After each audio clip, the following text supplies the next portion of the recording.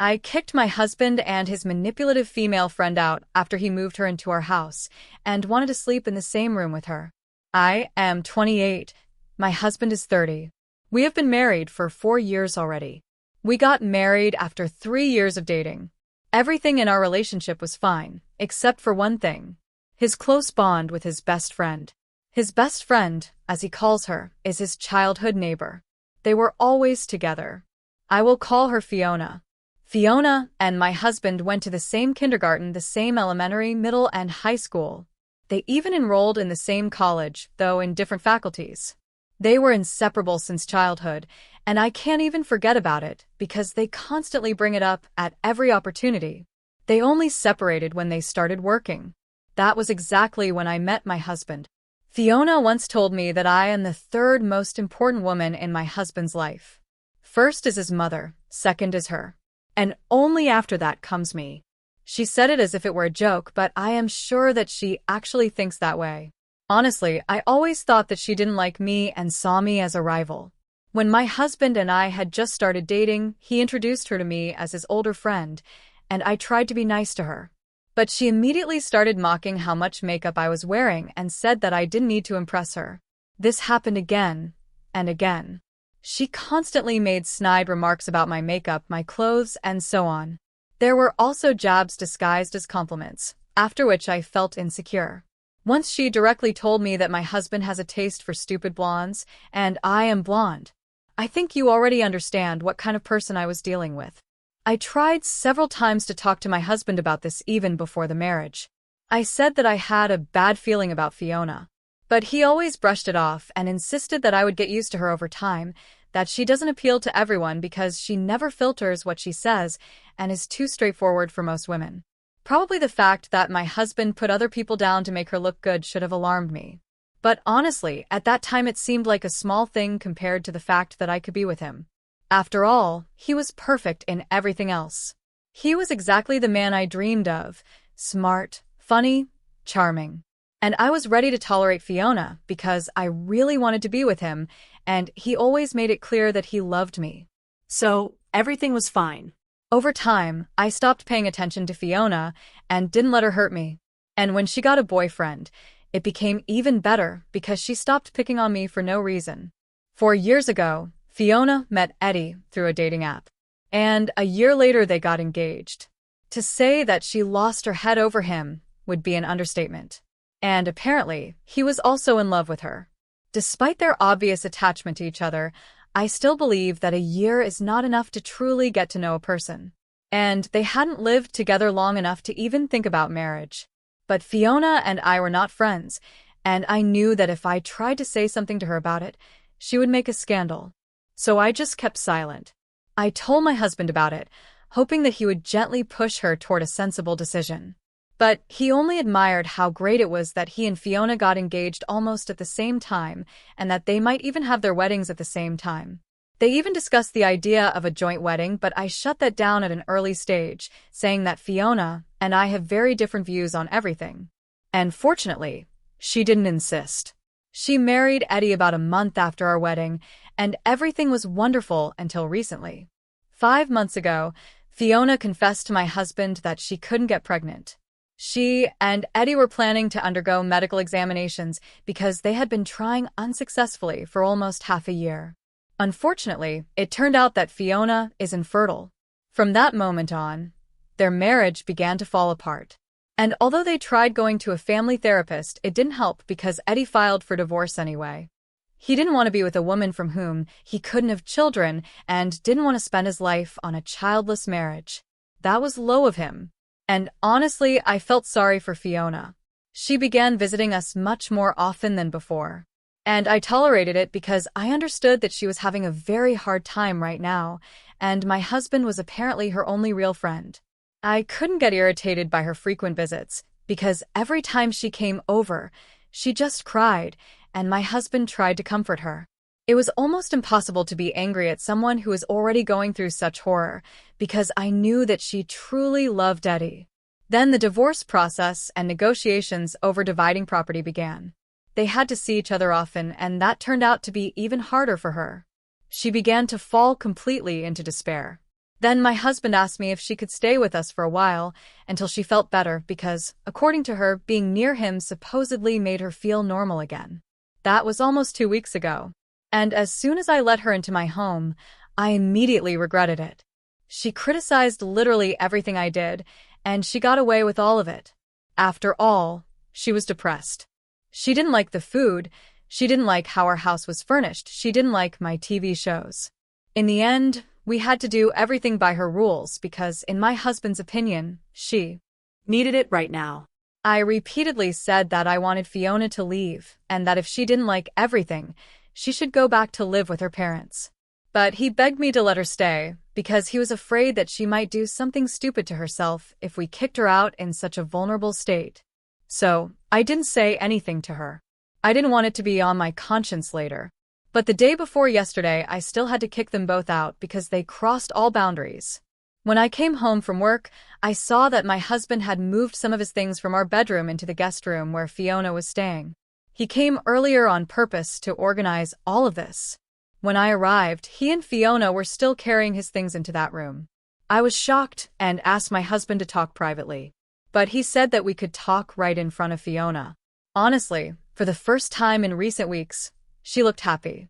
I asked why he was moving into the guest room, and he absolutely calmly replied that now he would live with Fiona in the same room. I froze for a few seconds.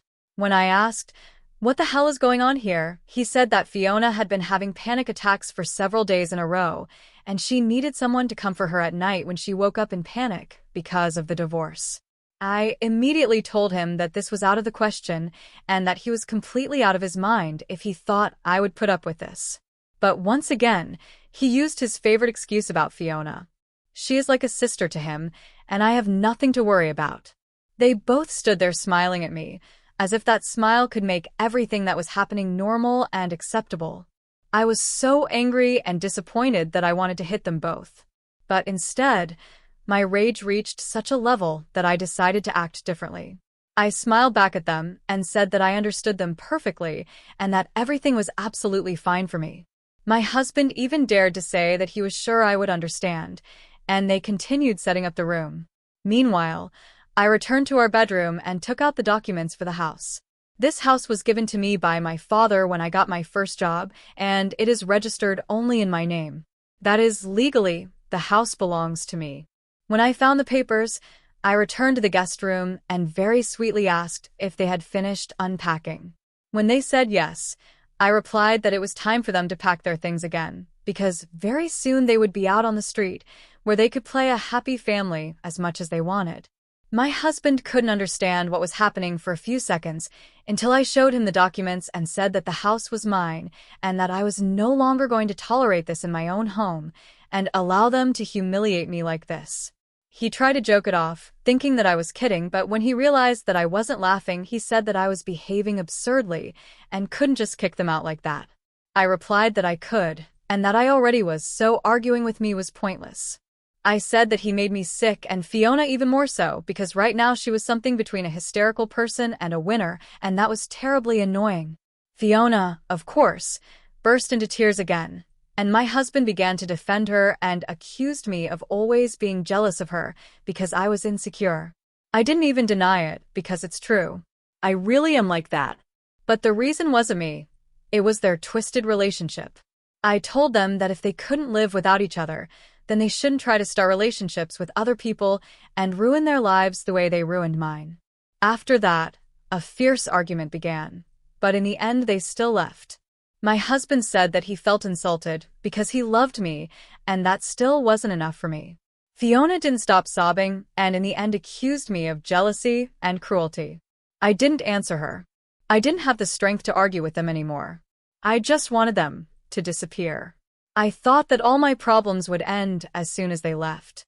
But apparently I was wrong, because as soon as I kicked them out, our mutual friends, the very ones who had never been interested in our marriage before, began writing to me that I was making a mountain out of a molehill.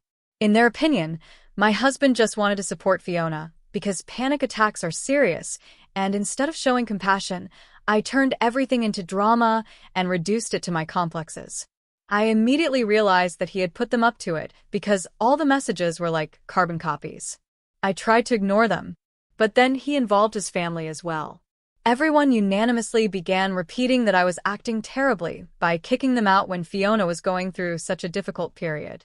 They said that I had no heart, that I didn't deserve a husband like him. Supposedly, from the very beginning it was clear that I wasn't a match for him. And somewhere deep inside, I myself knew that, which is why I felt threatened by Fiona. I realized that arguing with them was pointless, and I just blocked everyone for my own peace of mind. None of these people tried to understand how I felt. They didn't care. They only cared about my husband and Fiona, and about how they felt. I thought that blocking them would solve the problem, and I was already preparing to file for divorce. But my husband contacted me again from another number and said that he was still ready to return to me if I apologized. In that message, he again repeated that he had always considered Fiona the sister he never had, and that he never had romantic feelings for her. So I misunderstood everything. He said that he cares about her and even loves her. But it is platonic brotherly love, not the kind he feels for me. He said that the thought of living his life without me kills him, that he made a mistake by leaving then. But he also believes that I reacted too harshly and misunderstood everything. He asks me to think everything over calmly and soberly weigh the consequences of my actions, because he doesn't want me to do something stupid that I will regret for the rest of my life. He is ready to return and restore our relationship if we both apologize to each other for the misunderstanding. I truly don't know how to react to this because, in my opinion, I didn't go too far. And now I'm not even sure whether I should divorce him at all, since he continues to insist that Fiona is like a sister to him. Honestly, this message knocked me off balance, and now I'm not sure at all whether I should see this through to the end. Did I really act badly by kicking my husband out after he said that he wanted to sleep in the same room with his childhood friend to comfort her during nighttime panic attacks? So, before we continue and move on to the update, I suggest writing your opinion about this question in the comments. Personally, I believe that the author absolutely did the right thing, and it doesn't matter what kind of relationship her husband has with this friend. I mean, whether they sleep together, have a romantic relationship, or have a brother and sister type of relationship. It simply doesn't matter because it's still not normal. If their relationship is like brother and sister, that's also complete trash. It's some kind of mental disorder, in my opinion. This situation actually reminded me of the movie The Dreamers from 2003. If you haven't seen it, you can check it out. There, a guy meets a brother and sister who have very strange relationships. They supposedly don't sleep together, but nevertheless allow themselves much more than a brother and sister should. They are stuck in some childish phase while already being fully grown adults. And it all ends with the main character simply not being able to take it anymore and leaving because these people start doing complete madness, putting their lives in danger. And not some mild danger, but literally deadly danger. So yes, absolutely. The author should leave such a husband if he allows himself such things. Now, let's continue. Update 1. Well, it looks like I really was blind. The comments on my first post opened my eyes because I realized that I had simply lost my vigilance. And now my marriage is destroyed. I should have cut off his friendship with Fiona at the very beginning. Even if we had broken up back then, it would have been worth it because at least I wouldn't have had to divorce because of her now. I don't understand at all how I allowed things to go this far between them. I guess I just loved him too much. Maybe I still do. That's why I seriously thought about forgiving him and getting back together.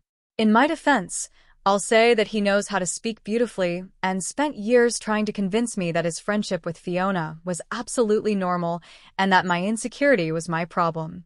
He constantly gaslighted me, convinced me that I was wrong. These were years of manipulation, and in the end, he pushed me to the boiling point when he decided to sleep in the same room with her. That was the last straw. My parents support me and believe that I am doing the right thing by filing for divorce. After something like that, it's no longer possible to restore the marriage. He can't just take his words back. And I don't think that he will break off relations with Fiona for my sake. A couple of days have already passed, and I still haven't answered him. I don't even know where they are now, and honestly, I don't want to know because I definitely won't like any of the options.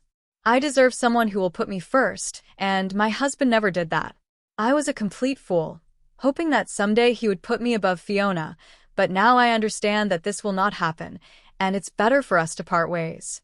I filed for divorce and hope that in the coming days he will already be served with the papers. Once again, thank you to everyone who wrote a comment and helped me realize what a fool I was. I really needed to hear that. Update 2.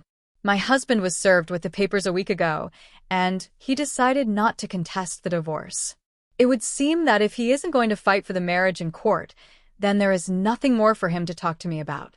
But he came to me last night to say how disappointed he is that I am leaving him over such a trifle. I did not expect his visit at all, especially after I humiliated him and kicked them both out. But he said that he needed to take some things, and I had to let him in. When he finished packing, he sat down on the couch opposite me and said that he wanted to talk. I didn't say anything, I just waited for him to speak. He said that he wouldn't contest the divorce if I insisted on it, but wanted me to know that, in his opinion, I was making a mistake. He stated that he had always loved only me, and that the very fact that I even thought that he could cheat on me insulted him. And, especially with Fiona. He said that they are now living at his parents' house, and everyone in the family is terribly upset by my decision to leave over such stupidity. After he was served with the papers, my mother-in-law allegedly even wanted to talk to me herself, but he stopped her because he respects my choice and doesn't want to pressure me through relatives. That seemed a bit hypocritical to me, considering that this was exactly the person who persuaded all our friends and relatives to bombard me with messages, begging me to take him back, calling me a terrible, heartless person and other crap after I kicked them out. I couldn't hold back and reminded him of that, and he clearly got nervous. He began to deny his involvement, said that everyone wrote to me themselves from the bottom of their hearts, and that he had nothing to do with it at all. But I'm not an idiot. I showed him those very messages from our mutual friends, and they were all like carbon copies. It was obvious that someone had given them instructions on exactly what to say, and they just sent copied text, so his denials changed nothing. The fact is that he had already tried to corner me, it just didn't work, and now he chose a different tactic. Then he tried to steer the conversation away and began complaining about how hard the last couple of days had been for him, realizing that our marriage was coming to an end. He started crying right on the couch and said that life would never be the same without me, that he constantly thinks about how it could be fixed. It was already pretty fake, but the tears were too much. I didn't feel a single drop of sympathy for him and said the first thing that came to mind after his words about wanting to fix everything. I said that maybe I would reconsider the divorce if he promised that he would never see Fiona again. And that really stunned him. He almost immediately stopped crying, and we both froze in silence, waiting to see who would speak first. Just so you understand, I had absolutely no intention of staying married to him, regardless of his answer. Even if he had said that he would cut off contact with Fiona, I still would have left. But of course, he didn't say that. Instead, he started arguing that I was being unfair. Again began the same song that I had heard in every argument about their friendship, that she is his oldest friend, that she is like a sister to him, that he can't abandon her, especially now when she is already going through difficult trials, that it would be cruel. But abandoning me, his wife, to whom he gave vows, that's apparently fine. I got tired of listening to his justification for why he must continue his friendship with Fiona, and I interrupted him. I said that this was exactly why I was leaving.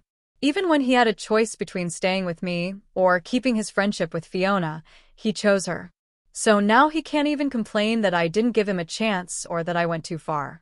I was right about everything, and he had nothing to say to that. He just stood up and left. Now all that remains is to wait for the start of the official procedures. Update 3. Several weeks have already passed since the last update, and today we met in court for the first time. According to the laws of our state, we are required to wait at least 6 months before the divorce is finalized. After the hearing, my husband approached me and said that he was ready to wait all these 6 months if it would help me return to him. I was simply shocked that he was still trying to get me back, even though we hadn't seen or spoken to each other for many weeks. I really thought that we had nothing more to talk about since it had come to divorce. But he still spoke and tried to establish contact. I asked whether he was still living with Fiona, and he couldn't answer. We just stood there in silence. I rolled my eyes and was already about to get into the car when he said that Fiona couldn't return to her parents because her mother is unbearable and blames Fiona for the divorce. Supposedly, it's her fault that she can't have children. That's why she first moved in with us and then to his parents. I understood that I probably should have felt sorry for her, but honestly, it was very hard to feel compassion for a person who always made me feel worthless and eventually became the cause of my divorce.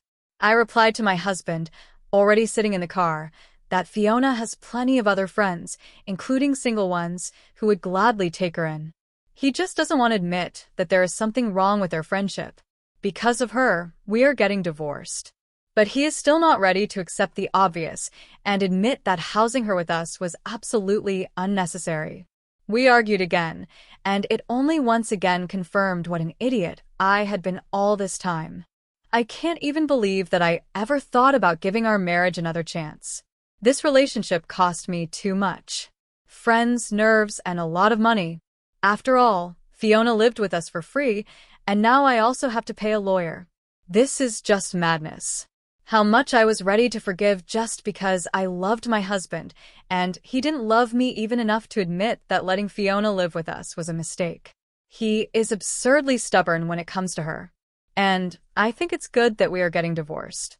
Now he will finally be able to be with the woman he truly loves and stop wasting my time. I really hope that he will finally understand this and stop chasing after me. Update 4. In short, something completely insane happened. I still can't believe that my husband said such terrible things about Fiona.